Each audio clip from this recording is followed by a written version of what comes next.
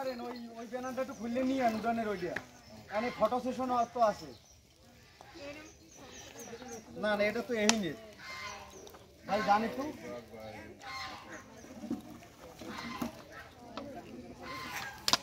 ভাই world vision Sharankhola উপজেলার 4 ইউনিয়নের 4টি গ্রামকে ইকো ভিলেজ ইতিমধ্যেই তারা নির্ধারণ করেছে। ইকো ভিলেজ এজন্য তারা ঘোষণা করেছে সেই গ্রামের মানুষ তারা পরিষ্কার পরিচ্ছন্ন থাকবে, তাদের গ্রাম সুন্দর রাখবে এবং তাদের গ্রাম প্লাস্টিক পলিথিনের দূষণ থেকে মুক্ত রাখবে এবং কোনো ধরনের জৈব সার কোনো ধরনের রাসায়নিক সার তারা ব্যবহার করবেন না।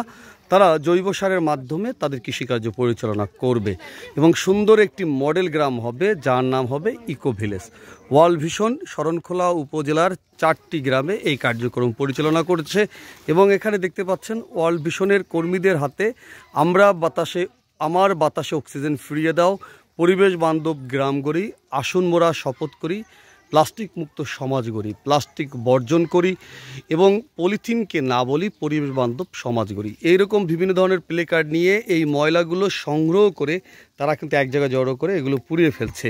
এই গ্রামটি হচ্ছে শরণখোলা উপজেলার 4 নং সাতখালি ইউনিয়নের খুরিয়াখালী যে গ্রাম রয়েছে সেই খুরিয়াখালী গ্রাম ইকো ভিলেজ এবং এখানে আমরা রয়েছি এই ওয়ার্ডের সাবেক ইউপি সদস্য বীর মুক্তিযোদ্ধা আব্দুর রশিদ জমাদ্দার তার বাড়িতে রয়েছি এবং আব্দুর রশিদ জমাদ্দার তিনি উদ্বোধন করে দিয়ে কিছুক্ষণ আগে তিনি নামাজ পড়তে গিয়েছেন এবং গ্রামের লোকজন এখানে সবে উপস্থিত রয়েছেন। তা আমরা আপনাদেরকে সুজন হাসান পেজের মাধ্যমে, সুজন হাসান ইউটিউবের মাধ্যমে আপনাদেরকে দেখানোর চেষ্টা করছি।